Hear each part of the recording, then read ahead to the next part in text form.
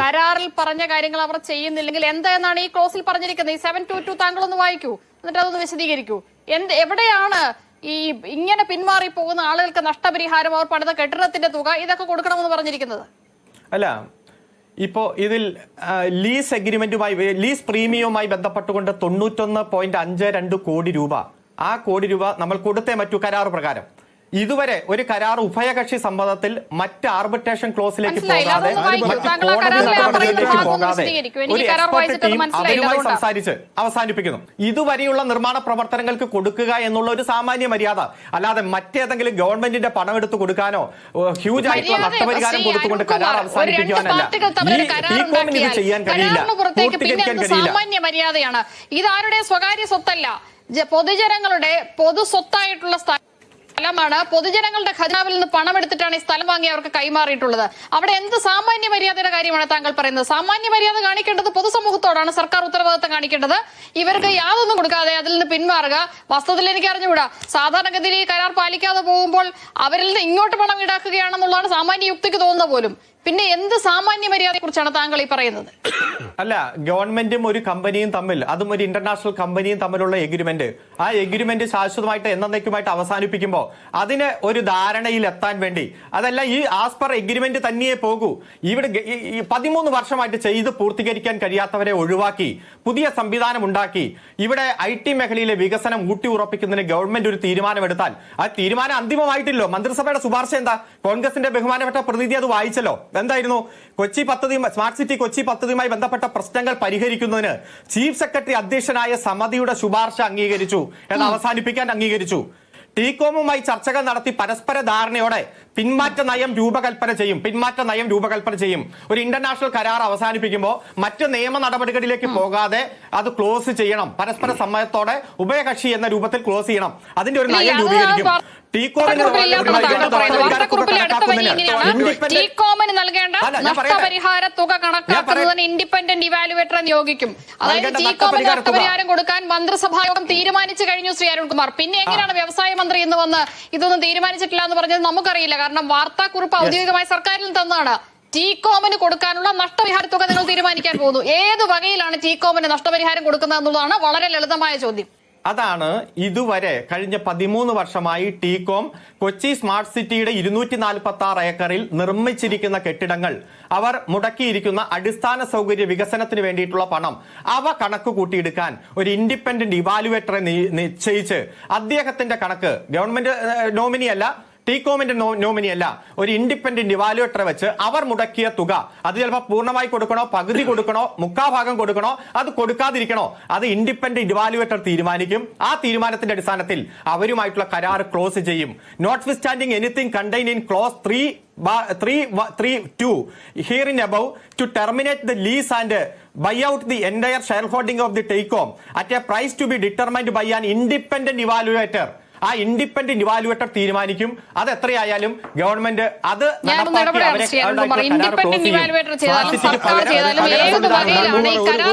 പാലിക്കാത്തവർക്ക് നഷ്ടപരിഹാരം കൊടുത്ത് പറഞ്ഞു വിടുന്ന എന്നുള്ളതാണ് ചോദ്യം.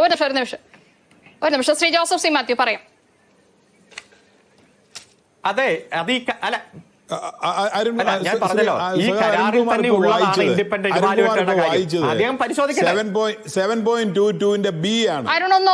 ശ്രീ ജോസഫ് സി മാത്യു താങ്കളോടാണ് ചോദിക്കുന്നത്. ഒരു സെക്കൻഡ് തരൂ, അത് കഴിഞ്ഞ് നിങ്ങൾ സംസാരിച്ചോളൂ. ഒരു സെക്കൻഡ് കഴിഞ്ഞ് നിങ്ങൾ സംസാരിച്ചോളൂ. ഒരു ക്ലോസിന്റെ ഉപക്ലോസ് ബി ആണ് ഇപ്പൊ അദ്ദേഹം വായിച്ചത്, 7.22. അതിന്റെ അവസാനത്തെ ലൈൻ മാത്രം ഞാൻ വായിക്കാം. ടീകോം ഡിഫോൾട്ട് വരുത്തി കഴിഞ്ഞാൽ Government of Kerala shall at its option have recourse to any one or more of the following remedies എന്ന് പറഞ്ഞിട്ട് 3 റെമഡി പറഞ്ഞിട്ടുണ്ട്. അതിൽ ഞാൻ വായിക്കുന്ന remedy, to recover all investments made, cost and expenses incurred from TECOM as certified by an independent firm of chartered accountants jointly appointed by the parties. അതായത് ഈ 2 പാർട്ടികളും തമ്മിൽ ചേർന്ന് അപ്പോയിന്റ് ചെയ്യുന്ന ഒരു ചാർട്ടേഡ് അക്കൗണ്ടന്റ് നിശ്ചയിക്കുന്ന പ്രകാരം ഇതുവരെ സർക്കാർ മുടക്കിയ തുക മുഴുവൻ ഇങ്ങോട്ട് ടീകോം തന്നിട്ട് പോവുക. ഈ റെമഡി സ്വീകരിക്കാമെന്ന് കരാറിൽ എഴുതി വെച്ചിരിക്കെ.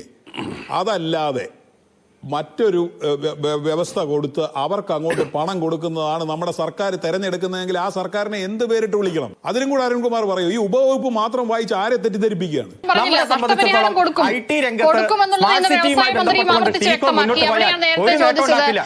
ഏത് ക്ലോസ് അനുസരിച്ച്, കരാറിലെ ഏത് ക്ലോസ് അനുസരിച്ചാണ് കരാർ വ്യവസ്ഥകൾ പാലിക്കാത്തവർക്ക് നഷ്ടപരിഹാരം കൊടുക്കുന്നത്? ലോകത്തെവിടെയെങ്കിലും അങ്ങനെ നടക്കുമെന്ന് എനിക്കറിയില്ല. കരാർ, രണ്ട് പാർട്ടികൾ തമ്മിൽ കരാറുണ്ടാക്കി, കരാർ വ്യവസ്ഥ പിൻവാങ്ങാതെ ഒരു തരത്തിൽ വഞ്ചിച്ച് തൊഴിൽ കൊടുക്കാന്ന് പറഞ്ഞത് കൊടുക്കാതെ അവിടെ ഉണ്ടായിരുന്ന ഭൂമി, ഇപ്പോൾ നിങ്ങളൊന്ന് ഓർത്ത് നോക്കൂ, നിങ്ങൾക്ക് ആ സ്ഥലം നന്നായി അറിയുന്ന ആളാണല്ലോ അരുൺകുമാർ. അവിടുത്തെ ഭൂമിയുടെ വില എന്തായിരുന്നു, എന്താണിപ്പോൾ, അന്ന് എത്രയ്ക്കാണ് ഏറ്റെടുത്തത്, അന്ന് അവിടുന്ന് ആളുകളെ ഒഴിപ്പിച്ചത് അരുൺകുമാർ പറഞ്ഞിട്ടുണ്ടാവില്ല. ആ മനുഷ്യർക്കുണ്ടായ നഷ്ടം, തൊഴിൽ കാത്തിരുന്ന ചെറുപ്പക്കാർക്കുണ്ടായ നഷ്ടം, ഇതെല്ലാം വരുത്തി വെച്ച ആളുകൾക്ക് അങ്ങോട്ട് പണവും കൊടുത്ത് പറഞ്ഞുവിടാം എന്ന് പറയുന്നതിന്റെ യുക്തി എനിക്ക് ബോധ്യമാകുന്നില്ല. ശ്രീ ജോസഫ് സി മാത്യു, കെട്ടിടം പണിതല്ലോ, അവിടെ കുറെ പണിയെല്ലാം ചെയ്തല്ലോ, അതിന് കൊടുക്കണ്ടേ, എന്തെങ്കിലുമൊക്കെ കൊടുക്കണ്ടേ, സാമാന്യ മര്യാദയല്ലേ എന്നാണ് ചോദിക്കുന്നത്. എനിക്ക് വളരെ അത്ഭുതമാണ് നിഷ തോന്നുന്നത്. ഈ ഇന്റർനാഷണൽ കമ്പനി സാമ്രാജ്യത്വ കുത്തക എന്നുള്ളത് അങ്ങ് മാറി. എന്തൊക്കെയാണ് ഈ പറയുന്നതെന്ന് എനിക്ക് മനസ്സിലാകുന്നില്ല. അതായത് ഈ കരാറിലെ ഈ വ്യവസ്ഥ കോപ്പി പേസ്റ്റ് ചെയ്ത് സർക്കാരിന് വേണ്ടി ആർഗ്യൂ ചെയ്ത ടീമിലെ ഒരു ആയിരുന്നു ഞാൻ. ഈ ക്ലോസ് എങ്ങനെയാണ് വാദിച്ചെടുത്തതെന്ന് എനിക്ക് നല്ല ബോധ്യമുണ്ട്. നേരത്തെയുള്ള കണ്ടീഷനിൽ ഗവൺമെന്റ് ഓഫ് കേരള ഡിഫോൾട്ട് വരുത്തി കഴിഞ്ഞാൽ എന്തൊക്കെ ചെയ്യണമെന്ന് പറഞ്ഞ അതേ കാര്യം കോപ്പി പേസ്റ്റ് ചെയ്തിട്ടിട്ട് നിങ്ങൾ ഡിഫോൾട്ട് ചെയ്താൽ അതിനുള്ള അവകാശം നമുക്കും വേണമെന്ന് പറയുകയാണ്. അപ്പോൾ നിങ്ങൾ ഇവർ ഈ വായിച്ച അതിൻ്റെ അർത്ഥം ഞാൻ പറഞ്ഞുതരാം. സ്മാർട്ട് സിറ്റി എന്ന് പറയുന്നത് ആഗോളതലത്തിൽ മാൾട്ടയിലും മറ്റു പലയിടത്തും ഒരു ബ്രാൻഡായി വളരുകയാണെങ്കിൽ, സ്മാർട്ട് സിറ്റി ഇന്ത്യ എന്നുള്ള ബ്രാൻഡ് നമുക്ക് വേണം എന്നാണെങ്കിൽ അവരുടെ ഷെയർ വാങ്ങാൻ നമ്മൾ തീരുമാനിച്ചാൽ ഒരു പ്രൊവിഷനുണ്ട്. നമ്മുടെ ഷെയർ അവർക്ക് വിൽക്കണമെങ്കിൽ ഒരു പ്രൊവിഷനുണ്ട്. നമുക്ക് നമ്മുടെ ചെലവ് മുഴുവൻ വാങ്ങിക്കൊണ്ട് ഇവരെ പറഞ്ഞു വിടാനുമുള്ള പ്രൊവിഷനുണ്ട്. ഇത് ഓർ ക്ലോസ് ആണ്, ആൻഡ് ഓർ ക്ലോസ് ആണ്. ഇത് രണ്ടും കൂടെയോ ഒറ്റയ്ക്കോ വിനിയോഗിക്കാനുള്ള sole discretionary power government of കേരളയ്ക്കാണ്. അപ്പോൾ ഗവൺമെന്റ് ഓഫ് കേരളയ്ക്ക് ഇതിലേതെങ്കിലും ഒന്നോ അതിലധികമോ ഉപയോഗിക്കുക, അതായത് വീഴ്ച വരുത്തിയവർക്ക് ഇതിലൊരു സേ ഇല്ല, മറ്റേ പാർട്ടിയാണ് തീരുമാനിക്കേണ്ടത്. അങ്ങനെ നമ്മുടെ പ്രതിനിധിയായിട്ട് നിൽക്കുന്ന ഗവൺമെന്റിനെതിരായിട്ടുള്ള ഒരു പൂട്ടും കൂടി ഇതിൽ ഇടാഞ്ഞതിൻ്റെ ഫലമാണ് ഇപ്പോൾ അനുഭവിച്ചുകൊണ്ടിരിക്കുന്നത്. നമ്മളെ പരാജയപ്പെടുത്താൻ അവർക്ക് അനുകൂലമായുള്ളൊരു നയം എടുക്കുമെന്നൊരു ഗവൺമെന്റ് പറഞ്ഞാൽ, ശ്രീ അരുൺകുമാർ ഇവിടെ പറഞ്ഞതുപോലെ ഇത് ആലോചിച്ചുകൊണ്ടിരിക്കുന്നതേ ഉള്ളൂ. എന്താണ് ആലോചിച്ചുകൊണ്ടിരിക്കുന്നത്? ടീകോമിന് കൊടുക്കേണ്ട നഷ്ടപരിഹാര തുക തീരുമാനിക്കാനാണ് നിങ്ങൾ പെൻഡിങ് വെച്ചിരിക്കുന്ന തീരുമാനം. അപ്പം നഷ്ടപരിഹാരം കൊടുക്കാൻ തീരുമാനിച്ചു. ഏത് വകുപ്പ് പ്രകാരം? ഒന്നാമത്തെ കാര്യം, അതിന്റെ ക്ലോസ് 11 ഇൻഡമിനിറ്റി ക്ലോസ് നോക്കിക്കഴിഞ്ഞാൽ മന്ത്രി പി രാജീവ് ഡൽഹിയിൽ പറഞ്ഞത് നഷ്ടപരിഹാരം എന്ന പേരിട്ട് അതിനെ വിളിക്കരുത്, മറിച്ച് 84% ഇക്വിറ്റിയുടെ മൂല്യം കണക്കാക്കി അത് നൽകുകയാണ്. രണ്ടാമത് മന്ത്രി പറഞ്ഞത് ഇതിന് തർക്കത്തിലേക്ക് പോയാൽ, ആർബിട്രേഷനിലേക്കൊക്കെ പോയാൽ അത് കൂടുതൽ നഷ്ടം സർക്കാരിനാണ് ഉണ്ടാക്കുക എന്നാണ്. ഇതിന്റെ ഈ കരാറിന്റെ ക്ലോസ് 11 അനുസരിച്ച് ഇത് ഞങ്ങൾ പരസ്പരം അപ്പുറം ഇപ്പുറം ഇരുന്ന് ചർച്ച ചെയ്തെടുത്ത തീരുമാനമാണ്. ആ ക്ലോസ് 11 അനുസരിച്ച് ഗവൺമെന്റ് വീഴ്ച നടത്തിയാൽ ടീകോം വീഴ്ച നടത്തിയാൽ ഗവൺമെന്റിനും ഇൻഡിംനിറ്റി ക്ലോസ് ഉണ്ട്. അതനുസരിച്ച് അവർക്കും അവരുടെ അലൈസിനും ഒരു ബാധ്യതയുമില്ല എന്ന് പറഞ്ഞിട്ടുണ്ട്. No lien. അപ്പോൾ എന്ന് പറഞ്ഞു കഴിഞ്ഞാൽ ടീകോമാണ് വീഴ്ച വരുത്തിയതെന്ന് ഗവൺമെന്റ് പറയുകയാണെങ്കിൽ അങ്ങോട്ട് കൊടുക്കാനുള്ള തുക 0 എന്ന് ക്ലോസ് 11(2) പ്രകാരം തീരുമാനമായി കഴിഞ്ഞു. ഇനി 722 പ്രകാരം ഗവൺമെന്റ് ആഗ്രഹിച്ചാൽ നമ്മൾ മുടക്കിയ തുക അവരിൽ നിന്ന് ഇങ്ങോട്ട് വാങ്ങിയിട്ട് വിടാം. ഇനി ഈ വീഴ്ച വരുത്തിയവർക്ക് പാരിതോഷികം കൊടുത്തു വിടാൻ ഒരു പ്രൊവിഷനുമില്ല.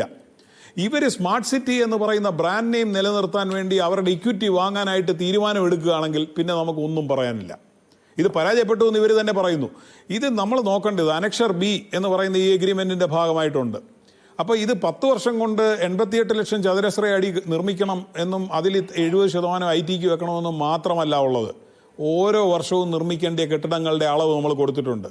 അതനുസരിച്ച് ക്ലോസിംഗ് ഡേറ്റ് എന്ന് പറയുന്ന ഗവൺമെന്റിന്റെ ബാധ്യത തീർന്ന 2011 മുതൽ ഒരു വർഷം കഴിയുമ്പോൾ, അതായത് UDF സർക്കാർ വന്ന 1-ാം വർഷം തന്നെ അവർ നിർമ്മിക്കേണ്ടത് എത്ര കെട്ടിടമാണെന്നറിയാവോ? 9,09.4 lakh സ്ക്വയർ ഫീറ്റ് നിർമ്മിക്കണം.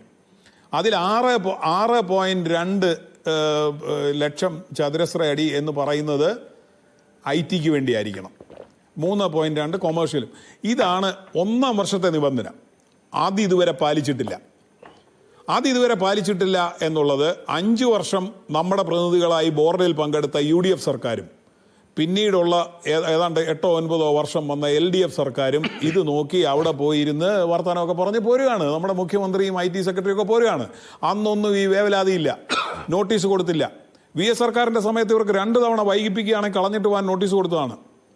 പിന്നീട് വന്ന് നോട്ടീസില്ല, നിർബന്ധമില്ല, ഇത് വീഴ്ച വരുത്തുമ്പോൾ ഇവരെ പ്രഘോഷിക്കുക, അത് സർക്കാരിൻ്റെ നേട്ടമായിട്ട് ജനങ്ങളുടെ മുന്നിൽ അവതരിപ്പിക്കുക. ഇപ്പോൾ ശ്രീ അരുൺകുമാർ പറഞ്ഞല്ലോ, കഴിഞ്ഞ വർഷം ഇതിൻ്റെ ചർച്ച ആരംഭിച്ചു ഏതാണ്ട് 11 മാസമോ 12 മാസമോ ആയെന്ന് പറഞ്ഞല്ലോ. ഈ സർക്കാരിൻ്റെ കഴിഞ്ഞ പ്രാവശ്യത്തെ വികസന നേട്ടം നിങ്ങൾ എടുത്തൊന്ന് പരിശോധിക്കൂ, പ്രോഗ്രസ് റിപ്പോർട്ട് ഒന്ന് എടുത്ത് പരിശോധിക്കൂ, ദേശാഭിമാനിയുടെ റിപ്പോർട്ട് എടുത്ത് പരിശോധിക്കൂ. സ്മാർട്ട് സിറ്റി ഇങ്ങനെ വളർന്ന് പന്തലിച്ച് നിൽക്കുകയാണെന്നാണ് പറയുന്നത്. അപ്പോൾ ഈ കളവുകളാണ് പറയുന്നത്. മൂന്നാമത്തെ കാര്യം, അതായത് ഈ 11th ക്ലോസും 7.22 കഴിഞ്ഞതിന് ശേഷം നമ്മൾ ഭൂമി കൊടുത്തിരിക്കുന്നത് മുഴുവൻ പാട്ടത്തിനാണ്. ഫ്രീ ഹോൾഡ് സംബന്ധിച്ച് കൊടുക്കാവുന്ന ഒരു വ്യവസ്ഥ ഉണ്ടായിരുന്നു, പക്ഷേ അവരത് ആവശ്യപ്പെട്ടില്ല, നമ്മൾ കൊടുത്തില്ല. മുഴുവൻ പാട്ടത്തിനാണ്. അപ്പോൾ അങ്ങനെ പാട്ടത്തിന് കൊടുത്തിരിക്കുന്ന ഭൂമിയിലെ പാട്ടക്കരാറിലെ വ്യവസ്ഥയിൽ നമ്മൾ ഇവരുടെ എല്ലാ കമ്മിറ്റ്മെൻറ്റും എഴുതി ചേർത്തിട്ടുണ്ട്, അവരുടെ പാട്ടക്കരാറിൻ്റെ ഭാഗമായി ചേർത്തിട്ടുണ്ട്. ആ പാട്ട വ്യവസ്ഥ മുഴുവൻ ഈ പാട്ടക്കൊടിയാൻ ലംഘിച്ചിരിക്കുന്നു. അതുകൊണ്ട് തന്നെ ഭൂ ഉടമയ്ക്ക് പാട്ടക്കരാർ റദ്ദാക്കാം. അപ്പോൾ ഈ പ്രൊവിഷനുകളെല്ലാം മുന്നിൽ നിൽക്കെ അവർ കേസിന് പോയാലോ എന്ന് ഗവൺമെൻറ് അങ്ങ് വേവലാതിപ്പെട്ടാൽ നമ്മൾ എന്ത് ചെയ്യും? അപ്പോൾ ഇങ്ങനത്തെ ഈ വേവലാതി എന്ന് പറയുന്നത് അത് ഞാൻ ചോദിക്കുന്നത്, ഈ 100 കമ്പനികൾ ഇവിടെ കാത്തു നിൽക്കുകയാണെന്ന് ബഹുമാനപ്പെട്ട മന്ത്രി പറഞ്ഞല്ലോ. 100,000 പേര് ഇവിടെ തൊഴിലിനും കാത്തു നിൽക്കുന്നുണ്ടെന്ന് നമുക്കറിയാമല്ലോ. തൊട്ടപ്പുറത്ത് കിൻഫ്രയുടെ ഭൂമി കിടപ്പുണ്ടല്ലോ. ഇനി വേണ്ട, ഇവരെല്ലാവരും കൂടെ കൊടുത്ത ഒരു HMDയുടെ ലാൻഡ് ഉണ്ടല്ലോ, അവിടെ HDIL കൊണ്ട് കൊടുത്ത ഒരു ഭൂമി ഉണ്ടല്ലോ, ഇപ്പോൾ അദാനിയുടെ കയ്യിലായിരിക്കുന്നത്. ഒരു ഇഷ്ടിക അവിടെ വെച്ചിട്ടുണ്ടോ? ഒരു കരാറുണ്ടോ? അതായത് നമ്മൾ ഈ സ്മാർട്ട് സിറ്റിക്ക് വേണ്ടി കരാറുണ്ടാക്കിയത് വികസന വിരോധമാണെന്നും ഇവിടുത്തെ ഡെവലപ്മെൻറ്റിനെതിരെ നിൽക്കുകയാണെന്നും പറഞ്ഞുകൊണ്ട് അവിടെ HMDയുടെ പദ്ധതി വൈകിപ്പിച്ചതിന് മാപ്പ് ചോദിക്കണമെന്ന് ശ്രീ എളമരങ്കരി നമ്മളോട് പറഞ്ഞാണ്, നമ്മൾ വൈകിപ്പിച്ചതിന്. എന്നിട്ട് എന്തായി ഇപ്പം? ഇതാണ് ഡിസ്ഇൻവെസ്റ്റ്മെൻറ്റിന്. അതായത് HMD എന്നുള്ള പൊതുമേഖലാ സ്ഥാപനത്തിൻ്റെ ഭൂമി അദാനിയുടെ കയ്യിലെത്തുന്നതിന് ആരാണ് കൂട്ടുനിന്നതെന്ന് പറയും. ഈ രാഷ്ട്രീയമാണോ കേരളത്തിൻ്റെ മുന്നിലേക്ക് നമ്മൾ പറഞ്ഞുകൊണ്ടിരിക്കുന്നത്? എന്നിട്ട് ഈ ഒരു കരാർ മുഴുവൻ ഒപ്പിട്ട ശേഷം കരാറിലെ വ്യവസ്ഥയ്ക്ക് പുറത്ത് ഒരു അനുനയ ശ്രമത്തിലൂടെ ഉഭയകക്ഷി പ്രകാരമെന്നാണ് അരുൺകുമാർ മുമ്പേ പറഞ്ഞത്. അങ്ങനെ ഒരു എഗ്രിമെന്റിലൂടെ ഇവർക്ക് അങ്ങോട്ട് പണം കൊടുക്കാനാണെങ്കിൽ എന്തിനാണ് നമ്മളിങ്ങനെ ഒരു കരാർ ബുദ്ധിമുട്ടി ഉണ്ടാക്കുന്നത്? എത്ര നാൾ ഇതിനു വേണ്ടി നമ്മൾ മെനക്കെട്ടു? മുഖ്യമന്ത്രി പിണറായി വിജയനാണ് IT വകുപ്പ് കൈകാര്യം ചെയ്യുന്നത്. ഈ സ്മാർട്ട് സിറ്റിയുമായി ബന്ധപ്പെട്ട് അദ്ദേഹം 2016 അദ്ദേഹം പറഞ്ഞത് സ്മാർട്ട് സിറ്റി പദ്ധതി സമയബന്ധിതമായി പൂർത്തിയാക്കുമെന്ന് TCOM അറിയിച്ചു. 2017 അദ്ദേഹം പറഞ്ഞു ഇത് 2021 പൂർണ്ണതോതിൽ പ്രവർത്തനം തുടങ്ങുമെന്ന് 2017 മുഖ്യമന്ത്രി പറഞ്ഞിട്ടുണ്ട്. 2018 ദുബായിൽ പോയ മുഖ്യമന്ത്രി ഈ സ്മാർട്ട് സിറ്റി ദുബായ് ഹോൾഡിംഗ് ചെയർമാനുമായി നേരിട്ടും ചർച്ച നടത്തിയിട്ടുണ്ട്. അപ്പോൾ ഇതെല്ലാം നടക്കുമ്പോൾ മുഖ്യമന്ത്രിക്ക് അറിയാം ഇത് മുന്നോട്ട് പോകുന്നില്ല എന്നുള്ളത്. IT വകുപ്പിന് നല്ല ബോധ്യമുണ്ട്. അവിടെയാണ് പ്രതിപക്ഷം ചോദിക്കുന്നത്, നിങ്ങൾ ഇത് പാലിക്കുന്നില്ല, ഇങ്ങനെ ആയാൽ നടപടി ഉണ്ടാകും എന്നത് കാണിച്ച് ഒരു നോട്ടീസ് ഈ കമ്പനിക്ക് കൊടുത്തിട്ടുണ്ടോ ഈ കാലയളവിൽ? എപ്പോഴും എല്ലാ മേഖലയിലും കുതിപ്പാണ്. ഈ കുതിപ്പ് കൂടുതൽ പൂർണ്ണതയിൽ എത്തിക്കാൻ ഈ TCOM-ഉമായിട്ടുള്ള കരാർ അവസാനിപ്പിച്ച് നിയമ പോരാട്ടത്തിലേക്ക് പോകാതെ പരസ്പരം ഒരു എക്സ്പെർട്ട് കമ്മിറ്റിയെ വെച്ചിട്ടുണ്ട്, അവരുടെ പ്രതിനിധികളായിട്ട് ചർച്ച ചെയ്യും, അത് ക്ലോസ് ചെയ്യും, ഒരു തർക്കവുമില്ലാതെ. നഷ്ടപരിഹാരം എന്ന രൂപത്തിൽ ഗവൺമെന്റിന്റെ ഖജനാവിൽ നിന്നൊന്നും ഒരു പണവും പോവില്ല. അവർ നടത്തിയ നിർമ്മാണ പ്രവർത്തനം കരാറിന് വിധേയമായി, ഔട്ട് ഓഫ് കരാറല്ല, ഔട്ട് ഓഫ് എഗ്രിമെന്റ് അല്ല, ആ കരാറിന് വിധേയമായി പരസ്പര സമ്മതത്തോടെ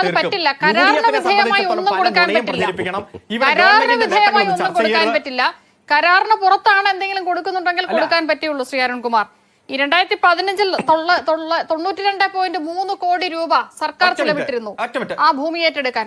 അന്ന് സാധാരണക്കാരായ മനുഷ്യരെ എവിടെ നിന്ന് ഒഴിപ്പിച്ച് ഈ ഭൂമി താരതമ്യേന കുറഞ്ഞ വിലയ്ക്ക് ഏറ്റെടുത്താണ് ഇവർക്ക് കൈമാറിയത്. അതെല്ലാം ഉണ്ടാക്കി ഇത്രയും വർഷം ആ ഭൂമി ഇവർ കൈവശം വെച്ചുകൊണ്ടിരുന്നു. ഇതെല്ലാം പൊതുഖജനാവ് ഉണ്ടാക്കിയ നഷ്ടമോ? അതെവിടെ നിന്ന് കൊടുക്കും? 94% ഇക്വിറ്റിയുള്ള TCOM, 16% ഇക്വിറ്റിയുള്ള സംസ്ഥാന ഗവൺമെന്റ്, 86% ഉള്ളവർ 86 ഉള്ളവർ തിരിച്ചു പോവുകയാണ്. അവരെ നമ്മൾ കരാറിൽ നിന്നും മാറ്റുകയാണ്. 84 ആ 84 ഉള്ളവരുടെ ഇക്വിറ്റി നമ്മൾ തിരിച്ചു പിടിക്കുമ്പോൾ ആ ഇക്വിറ്റിക്ക് അനുസൃതമായിട്ടുള്ള തുക കൊടുക്കേണ്ടി വരും എന്നുള്ളത് ഈ കരാറിന്റെ ഭാഗം തന്നെയായിട്ടല്ലേ വരിക?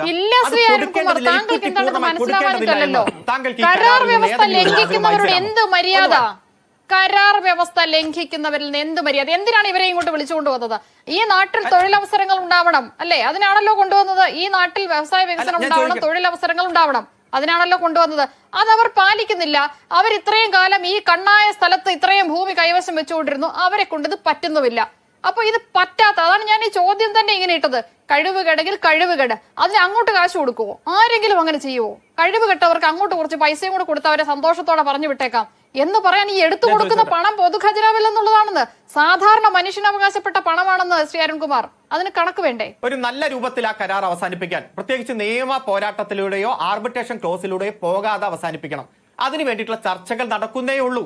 അതുമായി ബന്ധപ്പെട്ടുകൊണ്ട് പത്രക്കാർ ചോദ്യം ചോദിച്ചു. അതിന് വ്യവസായ മന്ത്രി മറുപടിയും പറഞ്ഞു. ശ്രീ അരുൺകുമാർ, 4-ാം തീയതി പുറത്തിറക്കിയ മന്ത്രിസഭാ യോഗ തീരുമാനങ്ങൾ സംബന്ധിച്ച വാർത്താക്കുറിപ്പ് ഞങ്ങളാരും തയ്യാറാക്കിയതല്ല, സർക്കാരിൽ നിന്ന് തന്നതാണ്. ടീകോമിന് നൽകേണ്ട നഷ്ടപരിഹാര തുക കണക്കാക്കുന്നതിന് ഇൻഡിപെൻഡന്റ് ഇവാലുവേറ്ററെ നിശ്ചയിക്കും എന്ന് പറഞ്ഞാൽ നഷ്ടപരിഹാര തുക കൊടുക്കാൻ മന്ത്രിസഭാ യോഗം തീരുമാനിച്ചു. താങ്കൾ ഒരു വശത്തുകൂടി പറയുന്നു കൊടുക്കാൻ തീരുമാനിച്ചിട്ടില്ല, മറുവശത്തുകൂടി പറയുന്നു കൊടുക്കേണ്ടതുണ്ട്. ഇതിൽ ഏതാണ് നിലപാട്? ഒറ്റ കാര്യം, അതായത് ഇവർ നടത്തിയ നിർമ്മാണ പ്രവർത്തനം, അതുപോലെ 84% ഇക്വിറ്റി, ആ നിർമ്മാണ പ്രവർത്തനങ്ങളും ഇക്വിറ്റി നമ്മൾ തിരിച്ചു പിടിക്കുമ്പോഴും കൊടുക്കേണ്ട സാമാന്യമായിട്ടുള്ള കരാർ പ്രകാരം ചെയ്യാൻ കഴിയുന്ന കാര്യങ്ങൾ മാത്രമേ ഗവൺമെന്റ് ചെയ്യൂ. ഈ കരാറിന് പുറത്തൊന്നും തിരിച്ചെടുക്കുമ്പോൾ ഇവർ വീഴ്ച വരുത്തിയാൽ അതെല്ലാം സർക്കാരിന്റെ കൈവശം ഇരിക്കണം. മറിച്ചൊരു ഒന്ന് എവിടെയാണ് താങ്കൾ പറയൂ, കരാറിൽ എവിടെയാണ്? അല്ല ഞാൻ അതായത് നിഷ ഇക്വിറ്റി ഉണ്ടെന്ന് പറയുന്നത് എന്തിലാണ്? ROC എറണാകുളത്ത് രജിസ്റ്റർ ചെയ്തിരിക്കുന്ന ഒരു കമ്പനിയുണ്ട്, ഒരു ജോയിന്റ് വെഞ്ചർ കമ്പനി. ആ കമ്പനിയിലാണ് 84% ഇക്വിറ്റി ഇവർക്കും 16% ഗവൺമെന്റിനും ഉള്ളത്. അല്ലാതെ അവർക്ക് വേറെ എക്സ്ക്ലൂസിവിറ്റി ഒന്നും ഇല്ല. ആ കമ്പനിയുടെ ഷെയർ എന്തിനാ ഗവൺമെന്റിന്? നിങ്ങൾ പറയുന്നത് ഈ സ്മാർട്ട് സിറ്റി എന്ന് പറയുന്ന നമ്മളിപ്പോൾ വിളിക്കുന്ന ആ പ്രദേശം ഉണ്ടല്ലോ, സ്മാർട്ട് സിറ്റി കമ്പനി വേറെ, സ്മാർട്ട് സിറ്റി പ്രോജക്റ്റ് സൈറ്റ് വേറെ. ആ 246 ഏക്കർ സ്ഥലം സർക്കാരിൻ്റെ ഉടമസ്ഥാവകാശത്തിലുള്ള സ്ഥലമാണ്. സർക്കാർ ജനങ്ങളിൽ നിന്ന് അക്വയർ ചെയ്ത സ്ഥലമാണ് ഒരു സ്പെസിഫിക് പർപ്പസിന്. ആ സ്ഥലം smart city India private limited എന്നുള്ള ഈ കമ്പനിക്ക് നമ്മൾ പാട്ടത്തിന് കൊടുത്തിരിക്കുകയാണ്. ആ കമ്പനിയുടെ ഇക്വിറ്റിയും ഈ സ്ഥലവും തമ്മിൽ യോജിപ്പിക്കുന്നതിന് അദ്ദേഹം ഒരു അഭിഭാഷകനാണ്, അദ്ദേഹത്തിന് അറിയാൻ വയ്യാത്തതൊന്നുമല്ല. ഇത് വളരെ ബോധപൂർവം അദ്ദേഹം ഒരു വളരെ ബുദ്ധിമുട്ടുള്ള ഒരു പൊസിഷനിൽ നിൽക്കുന്നതുകൊണ്ട് അതിനെ ന്യായീകരിക്കാൻ ശ്രമിക്കലാണ്. ആ സ്ഥലം എന്ന് പറയുന്നത് അത് ഗവൺമെന്റിന്റെ ഉടമസ്ഥാവകാശയിലുള്ള സ്ഥലമാണ്. പൊതുമേഖലാ സ്ഥാപനമാണെന്ന് തന്നെ വിചാരിക്കുക ആണെങ്കിൽ. അല്ല, കരാറിൽ എന്തോ വായിക്കേണ്ടത്? നിങ്ങൾക്ക് എന്താ അറിയേണ്ടി പറഞ്ഞോ? ഈ സ്ഥലം ഏറ്റെടുക്കുമ്പോൾ ഞാൻ വായിച്ച് കേൾപ്പിച്ചു തരാം എന്താ ചെയ്യേണ്ടതെന്ന്. 7.2.2 എടുത്തു കഴിഞ്ഞാൽ ഞാൻ മുമ്പേ വായിച്ചതാണ്, വേണമെങ്കിൽ വീണ്ടും വായിച്ച് കേൾപ്പിക്കാം. ആ പ്രൊവിഷൻ 7.2.2C പ്രകാരം നിങ്ങളെ ഇതിൽ നിന്ന് ഒഴിവാക്കുന്നു. നിങ്ങൾ എൻ്റെ പണം ഇങ്ങോട്ട് തരണമെന്ന് ആവശ്യപ്പെടേണ്ടതിന് പകരം നിങ്ങൾ ഇക്വിറ്റി ഏറ്റെടുക്കുക. ഏതിൻ്റെ ഇക്വിറ്റി ഏറ്റെടുക്കാൻ? നിങ്ങൾ വെറുതെ ഓരോ കഥകൾ ഇവിടെ വന്നിരുന്ന് പറയുകയാണ്. എന്തിനാണ് ഈ പൊട്ടിപ്പോയ കമ്പനിയുടെ ഇക്വിറ്റി അരുൺകുമാർ അതിനൊന്ന് മറുപടി പറഞ്ഞോട്ടെ. അരുൺകുമാർ, ഈ മന്ത്രി എന്ന് പറഞ്ഞ ഇക്വിറ്റി ഏതിന്റെ ഇക്വിറ്റിയെ കുറിച്ചാണ് പറയുന്നതെന്നാണ് ചോദിക്കുന്നത്. ശ്രീ അരുൺകുമാർ അതൊന്ന് പറയുമോ? കൃത്യമായി വ്യവസായ മന്ത്രി എന്താ പറഞ്ഞത്? വ്യവസായ മന്ത്രി പറഞ്ഞത് പറയാമോ? ഞാൻ പറയട്ടെ ഒറ്റ മിനിറ്റ് ഞാൻ പറഞ്ഞ അവസാനിപ്പിക്കാം. 84% ഇക്വിറ്റി ഉള്ള ഒരാൾ, 16% ഇക്വിറ്റി ഉള്ള മറ്റൊരാൾ, അത് ടേക്ക് ഓവർ ചെയ്യുമ്പോൾ ഒന്നും കൊടുക്കാതെ അവസാനിപ്പിക്കുക, ഒരു തരത്തിലുള്ള ചർച്ചയും വേണ്ട, അത് പൂർണ്ണമായി മേടിച്ചാൽ മതി എന്ന് പറയുമ്പോൾ ഭാഗമായിട്ട് മറ്റ് നടപടിക്രമങ്ങളിലേക്ക് പോകണം. ഞാൻ പറയട്ടെ, സ്ഥലം പാട്ടത്തിന് കൊടുത്തു, അതൊക്കെ ഈ എഗ്രിമെന്റിലുണ്ടല്ലോ. താങ്കൾക്ക് ഇത് അറിയില്ലാത്തതിന്റെ കുഴപ്പമൊന്നുമല്ലോ, നന്നായി പഠിച്ചല്ലേ. ഈ എഗ്രിമെന്റ് ഉണ്ടാക്കുമ്പോ കീ പോസ്റ്റിൽ ഉണ്ടായിരുന്ന ആളല്ലേ. അല്ല ഞാൻ പറയാം ഈ ഇവിടത്തെ കേരള സ്മാർട്ട് സിറ്റി കൊച്ചി കൊച്ചിയുമായി ബന്ധപ്പെട്ടുകൊണ്ടുള്ള എഗ്രിമെന്റ് അല്ലേ ഇത്? ഭൂമി പാട്ടത്തിന് കൊടുത്തു. ഭൂമി 246 ഏക്കറുണ്ട്. ഞാൻ പറയാം 246 ഏക്കർ ഭൂമിയുണ്ട്. ഇത് ഏതെങ്കിലും തരത്തിൽ കളവ് പറഞ്ഞിട്ട് ഞങ്ങൾക്ക് എന്ത് കിട്ടാനാ? ഗവൺമെന്റിനെ സംബന്ധിച്ചിടത്തോളം ഒറ്റ ലക്ഷ്യമുള്ളൂ, സമയബന്ധിതമായി ഈ കേരളത്തിന്റെ IT വികസനത്തെ അങ്ങ് ഉന്നത തലത്തിലേക്ക് എത്തിക്കണം. കൃത്യമായി ഈസ് ഓഫ് ഡൂയിങ് ബിസിനസ്സിൽ വരെ ഒന്നാമത് എത്തിയപ്പോ നിരവധി സംരംഭകർ വന്ന് കാത്തു നിൽക്കുന്നു. സ്മാർട്ട് ഈ ഇൻഫോ പാർക്ക് മൊത്തം വിൽക്കാൻ തീരുമാനിച്ച ആളാണ് കോൺഗ്രസിന്റെ പ്രതിനിധി. നമുക്കറിയാം കോൺഗ്രസിന്റെ പാർട്ടി കരാർ എങ്ങനെയായിരുന്നു കേരളത്തിൽ എന്ന് പറഞ്ഞു. എന്നിട്ട് വന്ന ഒരു കമ്പനിയുടെ ഗതി ഇതാണ്. അതുകൊണ്ട് അതേക്കുറിച്ച് കൂടുതൽ നമ്മൾ പറയാതിരിക്കുകയായിരിക്കും നല്ലത്. ശ്രീ ജോസഫ് സി മാത്യു ചോദിക്കുന്നത് എന്തിന്റെ ഇക്വിറ്റിയെ കുറിച്ചാണ് നിങ്ങൾ സംസാരിക്കുന്നത്? വളരെ ലളിതമായി മറുപടി പറഞ്ഞാൽ മതി. അദ്ദേഹത്തിന്റെ ചോദ്യമാണത്. താങ്കൾ ആ ചോദ്യം ഏറ്റെടുക്കാനുള്ള ധൈര്യം എന്താ അല്ല ഏറ്റവും അല്ല ഒറ്റ ഗൗരവമായ കാര്യം പറഞ്ഞപ്പോ താങ്കൾ എന്താ ഇടപെടുന്ന? താങ്കൾക്ക് എന്താ അത്ര വിഷമം? കോൺഗ്രസിന്റെ പ്രതിനിധിക്കല്ലേ ആ വിഷമം വരേണ്ടത്? UDF സ്മാർട്ട് സിറ്റിയുമായി എനിക്ക് വിഷമം ഉണ്ടാകും ശ്രീ അരുൺകുമാർ. കാരണം ആ സമയത്ത് ഈ സ്മാർട്ട് സിറ്റിക്ക് വേണ്ടിയുള്ള സ്ഥലം ഏറ്റെടുപ്പടക്കം റിപ്പോർട്ട് ചെയ്തിട്ടുള്ള മാധ്യമ പ്രവർത്തകയാണ് ഞാൻ. അവിടെ നിന്ന് കണ്ണീരോടെ ഇറങ്ങിപ്പോയ നിരവധി കുടുംബങ്ങളെ കണ്ടിട്ടുള്ള വ്യക്തിയാണ് ഞാൻ. പക്ഷെ അന്ന് അവരൊക്കെ പറഞ്ഞൊരു കാര്യമുണ്ട്, എന്തെങ്കിലും ആവട്ടെ നാടിന്റെ വികസനത്തിന് വേണ്ടിയാണല്ലോ, ഞങ്ങളുടെ മക്കളടക്കമുള്ള ആളുകൾക്ക് തൊഴിൽ ലഭിക്കുമല്ലോ എന്ന് എന്റെ ക്യാമറയ്ക്ക് മുമ്പിൽ പറഞ്ഞ മനുഷ്യരുടെ മുഖം ഇന്നും എനിക്ക് ഓർമ്മയുണ്ട് ശ്രീ അരുൺകുമാർ. അതുകൊണ്ട് തന്നെയാണ് ചോദിക്കുന്നത്. താങ്കൾ ജോസഫ് സി മാത്യു ആണ് ചോദിക്കുന്നത്. അതേ ആധികാരികതയോടെ അദ്ദേഹം ചോദിക്കുന്നത് ഏത് ഇക്വിറ്റിയെ കുറിച്ചാണ് നിങ്ങൾ പറയുന്നത്? താങ്കൾ അതിന് മറുപടി പറയും. അല്ല, ഞാൻ പറഞ്ഞല്ലോ ഈ 722 അതിൽ സി മാത്രം എടുത്തല്ല പരിഗണിക്കേണ്ടത്. എയും ബിയും സിയും കൂട്ടി വായിക്കുമ്പോൾ അതിന്റെ ഇൻഡിമിനിറ്റി ക്ലോസ് ആണ്. ആണ് ഇതിൽ നിന്ന് പിന്മാറുന്നതെങ്കിൽ ചെയ്യേണ്ട കാര്യങ്ങൾ ഒന്ന്. കളവ് പറയരുത്, ദയവായി കളവ് പറയരുത്. അല്ല, കളവ് പറയരുത്. എനിക്ക് അങ്ങനെ പറയുന്നതിൽ വിഷമമുണ്ട്. നിങ്ങൾ അതിന്റെ അവസാനത്തിൽ ഞാൻ നിങ്ങളെ വായിച്ചു കേൾപ്പിച്ചതാണ്. അല്ല, നിങ്ങൾ കളവ് പറയുകയാണ്. ഞാൻ ഒരു സെക്കൻഡ് എനിക്ക് തരൂ. GOK shall at its option have recourse to anyone എന്ന് പറഞ്ഞാൽ അത് ഒരെണ്ണം മാത്രമായിട്ട് എടുക്കരുതെന്നാണോ? ആണോ? നിങ്ങൾ പറഞ്ഞ് അവസാനിപ്പിക്കണ്ട. കളവ് പറയുമ്പോൾ ഞാൻ ഇടയ്ക്ക് ഇടപെടും. അതിന്റെ അസാംഗത്യം ഞാൻ അങ്ങ് സഹിച്ചു. നിങ്ങൾ അങ്ങനെ പറഞ്ഞു പോവാതെ. ശ്രീ അരുൺ പറയൂ. അല്ലല്ല, നിങ്ങൾ തെറ്റിദ്ധരിപ്പിക്കാൻ എത്ര ശ്രമിച്ചാലും നിങ്ങൾ ഒച്ചയെടുക്കാൻ താങ്കളെക്കാളും കൂടുതൽ എല്ലാ ബഹുമാനത്തോടെയാണ് പറയുന്നത്. ഞാൻ പറഞ്ഞല്ലോ, ഇതിൽ ഇൻഡിമിനിറ്റി ക്ലോസ് ആയിട്ട് ഇവിടെ കരാർ ലംഘനം നടത്തിയാൽ ടീകോം കമ്പനിയുടെ ഭാഗത്തുനിന്ന് വന്നാൽ അത് 722-ൽ ABC 3 ക്ലോസ് പറയുന്നുണ്ട്. അതിൽ കൃത്യമായി ഇക്വിറ്റിയുമായി ബന്ധപ്പെട്ടുകൊണ്ട് തന്നെയാണ് പറയുന്നത്. 84% ഷെയർ ആണ് ഇതിൽ കൃത്യമായി ടീകോം കമ്പനിക്കുള്ളത്. 16% മാത്രമാണ് സംസ്ഥാന ഗവൺമെന്റിനുള്ളത്. ഡിഫാൾട്ട് ഏത് സൈഡിൽ നിന്ന് വന്നാലും ചെയ്യേണ്ട കാര്യങ്ങൾ ഈ കരാറിൽ പറഞ്ഞിട്ടുണ്ട്. ആ കരാർ പ്രകാരം മാത്രമേ ഗവൺമെന്റ് മുന്നോട്ട് പോകൂ. ഒരു തരത്തിലും കരാർ ലംഘിക്കുന്ന സമീപനം ഗവൺമെന്റിന്റെ ഭാഗത്തുനിന്നല്ല. ഇപ്പോഴും ടീകോമിന്റെ ഭാഗത്തു നിന്നാണ്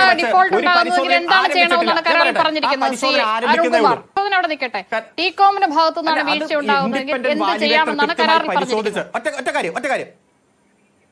വയലുവേറ്ററും നിൽക്കട്ടെ, എന്ത് ചെയ്യണമെന്നാണ് കരാറിൽ പറഞ്ഞിരിക്കുന്നത്. പ്രീമിയം തുകയായ 95 ലീസ് റദ്ദാക്കുന്ന സാഹചര്യം ഉണ്ടായാൽ ടീകോം ചെലവാക്കിയ ലീസ് പ്രീമിയം തുകയായ 91.52 കോടി രൂപ നമ്മൾ തിരിച്ചു കൊടുക്കണം. അതുപോലെ അടിസ്ഥാന സൗകര്യ വികസനത്തിന് വേണ്ടി ടീകോം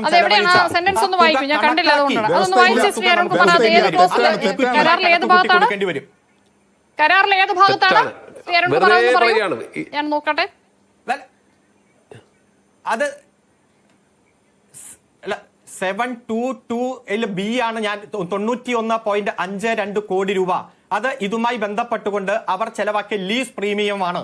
അത് കൃത്യമായിട്ട് അതിൽ സൂചിപ്പിച്ചിട്ടുണ്ട്. അതുപോലെ തന്നെ ഈ ഇത്രയും നിർമ്മാണ പ്രവർത്തനങ്ങൾ അവർ നടത്തിയത് അദ്ദേഹത്തിന്റെ റിസൾട്ട് എന്താണോ വരുന്നത്. ഈ ലീസ് തുക തിരികെ കൊടുക്കണമെന്ന് പറയുന്ന ഭാഗം മാത്രം താങ്കളൊന്ന് വായിച്ചാൽ മതി. അല്ല, നിക്കണേ, അത് ഞാൻ വായിച്ചല്ലോ. Independent value taking the value of land as ₹91.52 crores which is the advance lease premium paid by the SPV to the government of Kerala for 88% of land. മനസ്സിലായില്ലേ? അതായത് ആ തുക കൊടുത്തേ പറ്റൂ. അതോടൊപ്പം തന്നെ ഈ ഇൻഡിപെൻഡന്റ് വാല്യുവേറ്റർ അവിടെ നടന്നിരിക്കുന്ന ഭൂമിയിൽ ഉണ്ടായിട്ടുള്ള മാറ്റം പരിശോധിക്കാൻ വേണ്ടിയിട്ടാണ്, നിർമ്മാണ പ്രവർത്തനങ്ങൾ മത്സരിക്കാൻ വേണ്ടിയിട്ടാണ്. പിന്നെ ഈ പൈസ എടുത്ത് ബാങ്കിൽ കൊണ്ടിടാനാ? ഇത് പരിശോധിക്കട്ടെ. ചീഫ് സെക്രട്ടറിയും ലാൻഡ് റവന്യൂ IT മേഖലയിലെ വിദഗ്ധന്മാർ ഈ കേരളത്തിന്റെ അഡ്വക്കേറ്റ് ജനറലിന്റെ നിയമോപദേശത്തിന്റെ അടിസ്ഥാനത്തിലല്ലേ പ്രവർത്തിച്ചുകൊണ്ടിരിക്കുന്നത്. ലെറ്റ് ദം ടു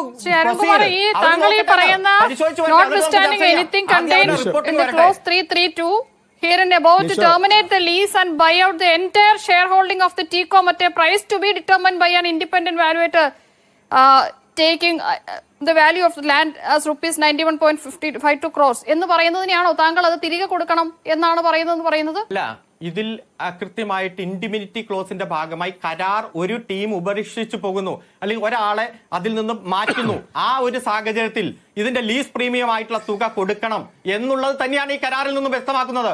അല്ലാതെ ഫ്രീ ആയിട്ട് ഞങ്ങൾ പോയിക്കോളാം നാളെ മുതൽ എന്ന് പറഞ്ഞു പോകുന്നു. ആയിക്കോട്ടെ, ഏതായാലും ഇൻഡിപെൻഡന്റ് രണ്ട് കൂട്ടരെ അല്ല ഇവിടെ എനിക്ക് മനസ്സിലായില്ല ശ്രീ ജോസഫ് സി മാത്യു. ഞാൻ ഈ വായിച്ചത് അങ്ങനെയല്ല മനസ്സിലായത്. രണ്ട് കൂട്ടരെയും ഇരുത്തി സംസാരിക്കട്ടെ. നിഷ ഞാൻ പറയട്ടെ, രണ്ട് കൂട്ടരെ ഇരുത്തി സംസാരിച്ച് തയ്യാറാക്കിയ എഗ്രിമെന്റാണിത്. ഇതനുസരിച്ച് 7.22 ഞാൻ നേരത്തെ പറഞ്ഞതുപോലെ ഇൻ ദി ഇവന്റ് TCOM ഈ പറയുന്ന കമ്മിറ്റ്മെന്റ് ഒന്നും പാലിക്കാതെ വന്നാൽ government of Kerala shall issue notice to SPV and TCOM in this behalf. And if the default continues for a minimum period of 6 months from the date of notice, Government of Kerala shall have at its option have recourse to any one or more of the following remedies. അതാണ് ABC എന്ന് കിടക്കുന്നത്. അപ്പോൾ ഇതിൽ ഏതെങ്കിലും ഒരെണ്ണം സ്വീകരിച്ചാൽ മതിയോ, അങ്ങനെ നിങ്ങൾ തെറ്റിദ്ധരിപ്പിക്കരുതെന്ന് അരുൺകുമാർ പറഞ്ഞതിന്റെ മറുപടിയാണ് ഇത് പറയുന്നത്. മലയാളികൾക്ക് ഇത് വായിച്ചാൽ മനസ്സിലാവും. ഇതിലേതെങ്കിലും ഒന്നിലധികമോ എടുക്കാനുള്ള ഓപ്ഷൻ ഗവൺമെന്റ് ഓഫ് കേരളയിൽ മാത്രം നിക്ഷിപ്തമാണ്. അതിന്റെ ABC എന്നുള്ളതിലെ C ആണ് ഞാൻ മുമ്പേ വായിച്ചത്. To recover all investments made, cost and expense incurred from TCOM. ഇത് ഞാൻ പറയുന്നത് ഇത് നമ്മൾ ആർഗ്യൂ ചെയ്തിട്ട് വാങ്ങിയതാണ്. നിങ്ങളിപ്പോൾ നോക്കിയാൽ ഞാൻ നിങ്ങൾക്ക് ഒരു കരട് അയച്ചു തരാം, അരുൺകുമാറിന് അയച്ചു തരാം. ഈ ക്ലോസ് B'ക്കകത്ത് ടേക്കിംഗ് ലാൻഡ് വാല്യൂ 0 എന്ന് പറഞ്ഞുള്ള ഒരു കരടുണ്ട്. ഈ കരടാണ് നമ്മൾ വെച്ചിട്ട് ചർച്ച ചെയ്തത്. നമ്മൾ പറഞ്ഞു 0 ആയിട്ടേ കണക്കാക്കാൻ പറ്റത്തുള്ളൂ. അപ്പോൾ അപ്രീസിയേഷൻ ഒരു കാരണവശാലും കണക്കാക്കാനൊക്കത്തില്ല. ഏത് സാഹചര്യത്തിലാണെന്ന് അറിയാമോ? ഏതെങ്കിലും ഇപ്പം നമ്മൾ 88%, 88 ദശലക്ഷം, അരുൺകുമാർ പറഞ്ഞ പോലെ 6.6 ദശലക്ഷം ഒന്നും പണിതില്ല. വെറും 6 ലക്ഷമേ പണിതുള്ളൂ അവിടെ. അപ്പോൾ 1-ാം വർഷം വരേണ്ട പോലും വന്നില്ല. അത് പോട്ടെ. അപ്പം നമ്മൾ അവരേതാണ്ടൊരു 8.8 റീച്ച് ചെയ്തില്ല, എന്നാൽ ഏതാണ്ട് അതിൻ്റെ അടുത്തെത്തി. ഇപ്പം ടെക്നിക്കലി നമുക്ക് അവരെ പറഞ്ഞു വിടാം. പക്ഷേ സ്മാർട്ട് സിറ്റി എന്നുള്ള ഒരു ബ്രാൻഡ് നെയിം നമുക്ക് വേണം എന്നാണെങ്കിൽ ആ സമയത്ത് നമ്മൾ ഇക്വിറ്റി ഷെയർ ചർച്ച ചെയ്യുന്നത് എങ്ങനെയെന്നുള്ള ക്ലോസ് ആണ് അവിടെ പറയുന്നത്. ഇത് ഏത് ഓപ്ഷൻ വേണമെന്ന് തീരുമാനിക്കാനുള്ള അവകാശം ഗവൺമെന്റിനാണ്.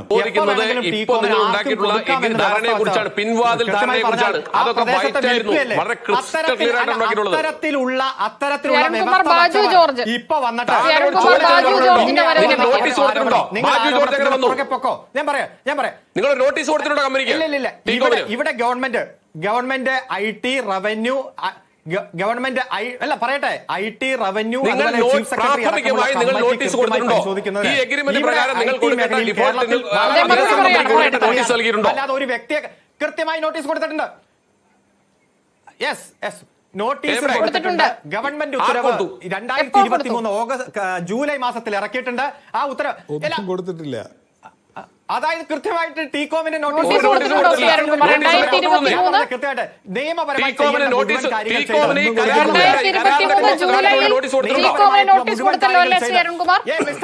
നിങ്ങൾ കേൾക്കൂ നിങ്ങൾ ജൂലൈയിൽ ഗവൺമെന്റ് ഉത്തരവ് പുറത്തിറങ്ങിയെന്നാണ് ഞാൻ പറഞ്ഞത്. അതായത് അഡ്വക്കേറ്റ് ജനറലിന്റെ നിയമോപദേശം എടുത്ത് കമ്പനിക്ക് നോട്ടീസ് കൊടുത്തിട്ടുണ്ടോ? നിങ്ങൾ കരാർ വ്യവസ്ഥകൾ പാലിക്കുന്നില്ല. കമ്പനിക്ക് കരാർ പ്രകാരമുള്ള നോട്ടീസ് നൽകിയിട്ടുണ്ടോ? എല്ലാ നിയമവ്യവസ്ഥകളും പാലിച്ചിട്ടുണ്ട്. എല്ലാ നിയമവ്യവസ്ഥകളും